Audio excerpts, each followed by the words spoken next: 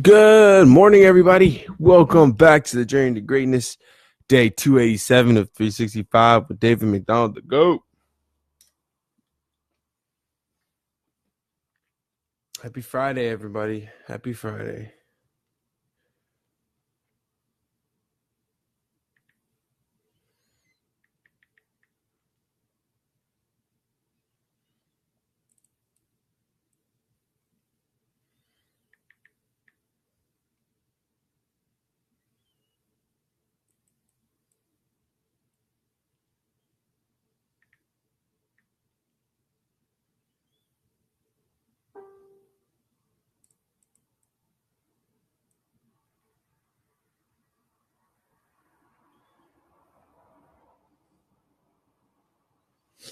Alrighty.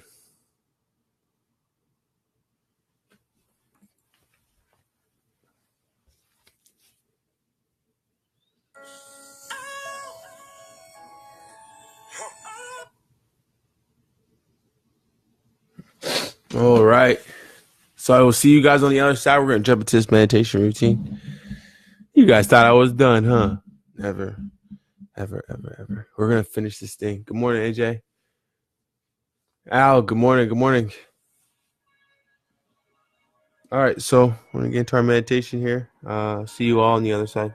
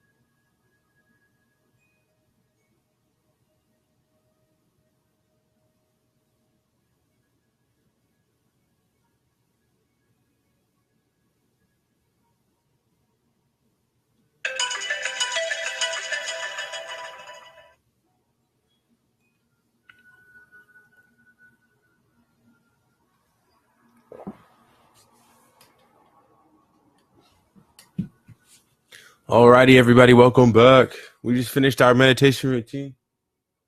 Rico, good morning, brother. We just finished our meditation routine. Now we're going to get back into our reading routine. So I will see you guys on the other side. We have a long way to go.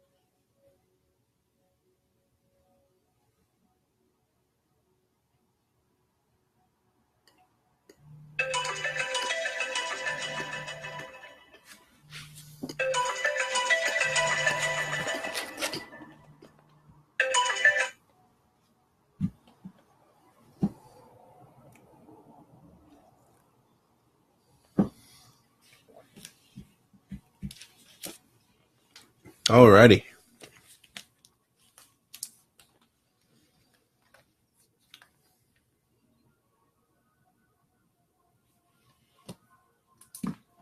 You know, I just realized we have about 1,700 pages in this book. We're reading at a rate of maybe 4 pages a day.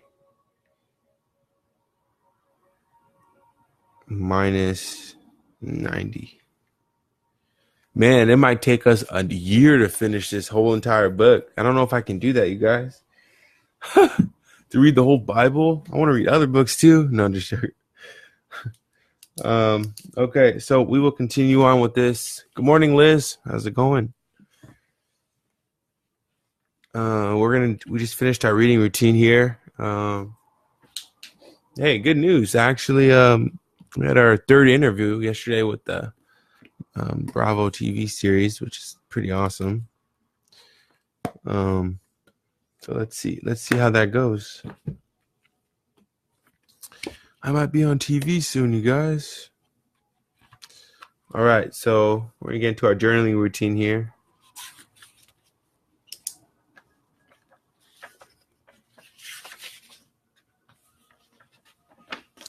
Journal day 254.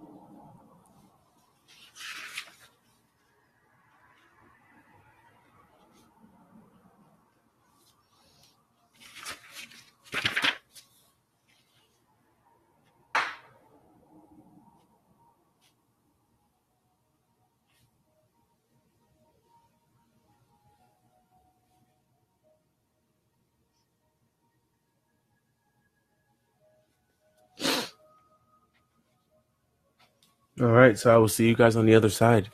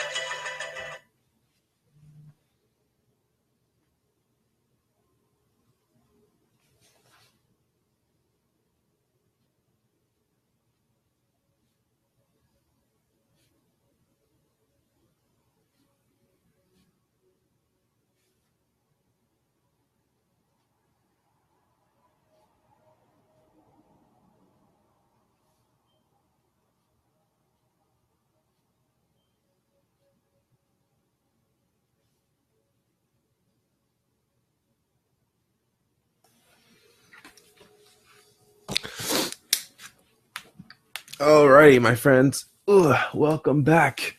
So we just finished. Hey, Amy. Good morning. Happy Friday. So we just finished our meditation. Our journaling routine, and so we're gonna bounce back into the Bible.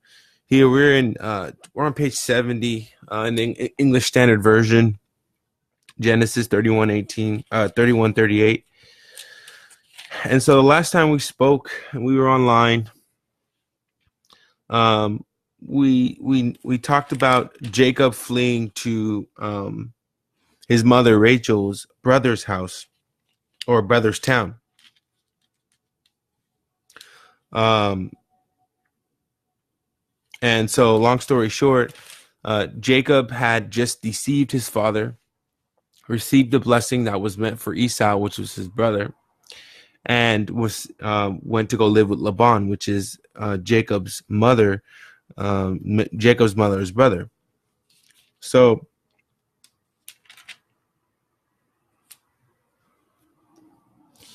Jacob flees to Laban, and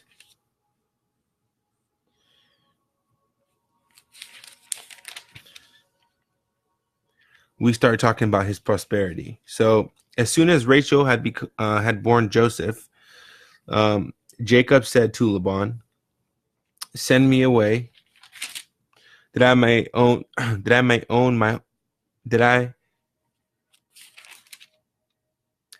go to my own home and country. Give me my wives and my children, for whom I have served you, that I may go, for you know that the service that I have given you." But Laban said to him, "If I found a favor in your sight, I have learned by divination that the Lord has blessed me because of you. Name your wages, and I will give it." Jacob said to him, "You yourself know how I served you, and how your livestock has fared with me. For you had little before I came, and it had increased abundantly, and the Lord has blessed you wherever I turned." So Jacob is the blessed son. The God or the Lord told Abraham, which was pretty much like Abram, right? Told Abraham that he will forever have his blessings, and so will all of his offspring. So Abraham had Isaac. Isaac had Jacob and Esau with Rachel, and I think a number of other children too. But Jacob was the chosen one.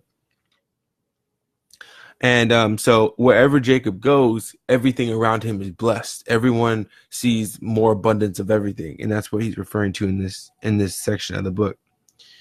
For you had little before I came, and with me, or excuse me, for you had little before I came, and it has increased abundantly, and the Lord has blessed you wherever I turn. But now, when shall I provide for my own household? He said. What shall I give you? Jacob said. You shall not give me anything. If you will do this for me, I will again pasture your flock and keep it. Let me pass through all your flock today, removing from it the speckled and spotted sheep of every black lamb, and the spotted had speckled among the goats. And that shall be my wages. So my honesty will answer for me later when you come to look into my wages with you. So Laban already pretty much promised Jacob both of his daughters and all of the grandkids and everything that are going to come from that. So Jacob has 2 wives right now at this moment, and he's ready to go back to Canaan, which is where his father is at. Getting old, and he needs to go back and pretty much attend to his father. And so now what's happening is a dilemma between Laban, which is Jacob's mom's brother, and Jacob. And Laban is not honoring his original agreement. Essentially, he's trying to cut Jacob of his wages. So now the proposition is simply that Jacob will take all of the spotted and speckled sheep and black lambs of Laban, where he is living. He has been living. Jacob had to work for each of Laban's daughters. He had to serve him for 14 years, and he ended up staying, with Laban in his town for 20 years. And so now Jacob's like, I'm ready to go, and Laban's like, wait, hold on. we're not really ready for you to go yet, kind of thing. And so they're having a little bit of a dilemma here. So he took the goats, everyone that is not speckled and spotted among the goats and black among the lambs, if found with me, shall be counted stolen. Laban said, Good, let it be as you have said. But that day Laban had removed the male goats that were striped and spotted, and all the female goats that were speckled and spotted, every one that had white on them, and every lamb's son. Every lamb that was black, and put them in the charge of his sons. And he set distance of 3 days' journey between himself and Jacob, and pastured the rest of the flock, the rest of Laban's flock. So essentially, Jacob was taking all of these lambs, and pretty much going back to their hometown of Canaan. Then Jacob took fresh sticks of poplar and almond plane trees and peeled white streaks in them, exposing the white of the sticks. He set the sticks that he had peeled in front of the flocks, in the troughs, that is the watering places where the flocks came to drink. So to fast forward, he bred lambs, and he bred the flock, right? So Jacob's free from Laban. Now Jacob heard that the sons of Laban were saying, Jacob has taken all that was our father's, and from what our fathers he has gained all his wealth. And Jacob saw that Laban did not regard him with favor as before. Then the Lord said to Jacob, Return to the land of your fathers and to your kindred, and I will be with you. So Jacob sent and called Rachel and Leah into the field where his flock was, and said to them, I see that your father does not regard me with favor as he did before, but the God of my father has been with me. You know that I have served your father with all my strength, yet your father has cheated me and changed my wages 10 times. But God did not permit him to harm me. If he said, The spotted shall be your wages, then all the flock bore spotted. And if he said, The striped shall be your wages, then all the flock bore striped. Thus God has taken away the livestock of your father and given them to me. In the breeding season of the flock, I lifted up my eyes and saw in a dream that the goats that mated with the flock were striped, spotted, and molted. Then the angel of God said to me in a dream, Jacob. And I said, Here I am. And he said, Lift up your eyes and see all the goats that mate with the flock are striped, spotted, and molted. For I have seen all that Laban is doing to you. I am the God of Bethel, where you anointed a pillar and made a vow to me. Now arise, go out from this land and return to the land of your kindred. Then Rachel and Leah answered and said to him, Is there any portion of inheritance left to us in our father's house? Are we not regarded by him as foreigners? For he has sold us and has indeed devoured our money. All the wealth that God has taken away from our father belongs to us and our children. Now then, whatever God has to do, do. So Jacob will forever be blessed, right? And so there's no question to whether or not, God's going to look out for him.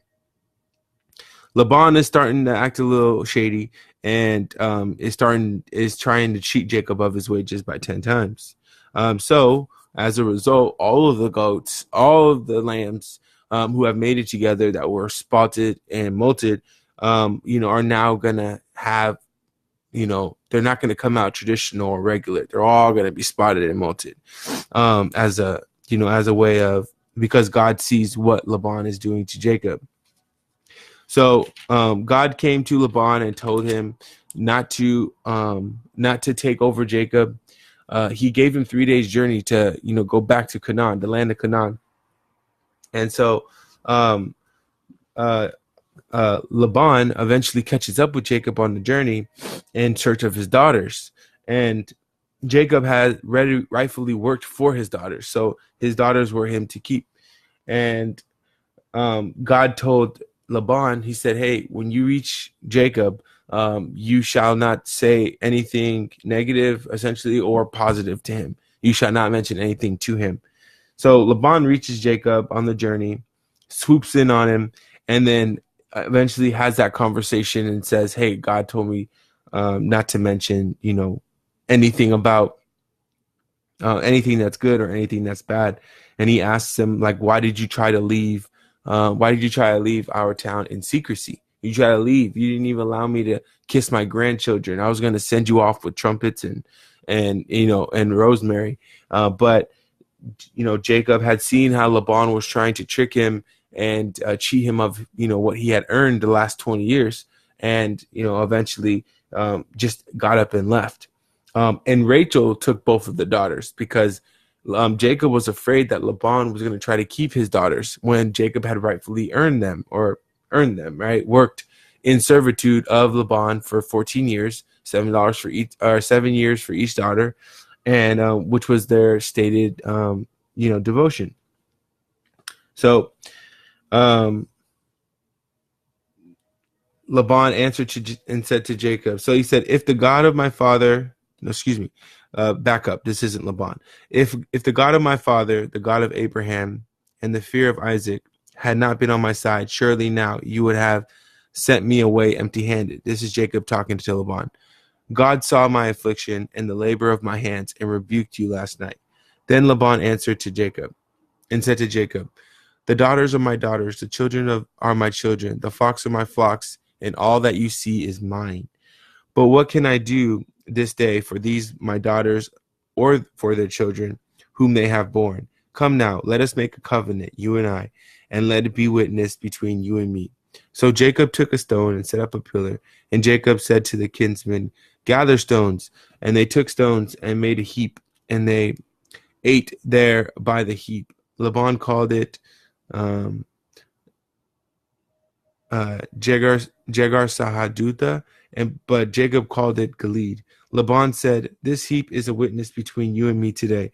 There is therefore he named it Gilead and Mizpah, for he said, the Lord watch between you and me, and we are out, when we are out of one another's sight.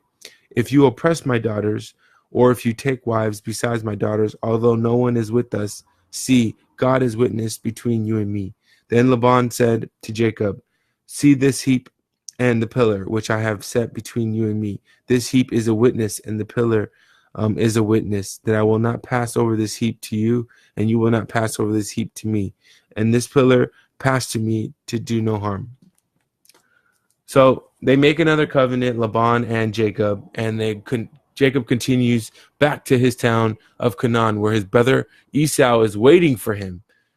He is waiting for him because he stole his birthright, or Esau willingly gave Jacob his birthright, and then Jacob stole his blessing of all of everything, the world, pretty much the blessing of the world from his father Isaac by imitating or dressing as his brother Esau, right?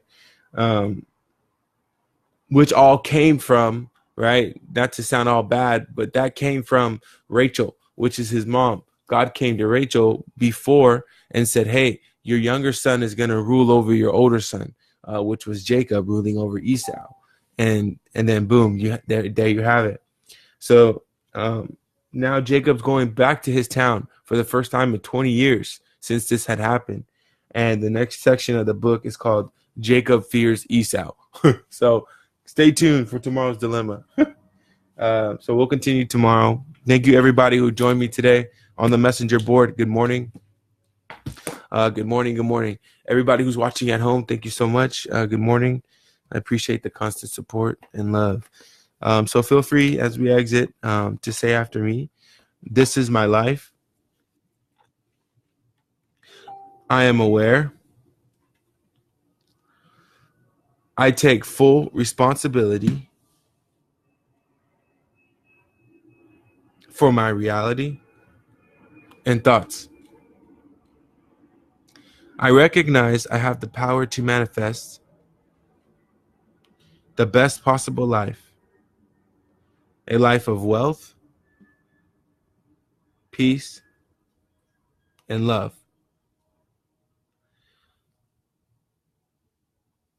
I truly believe I have zero limitations.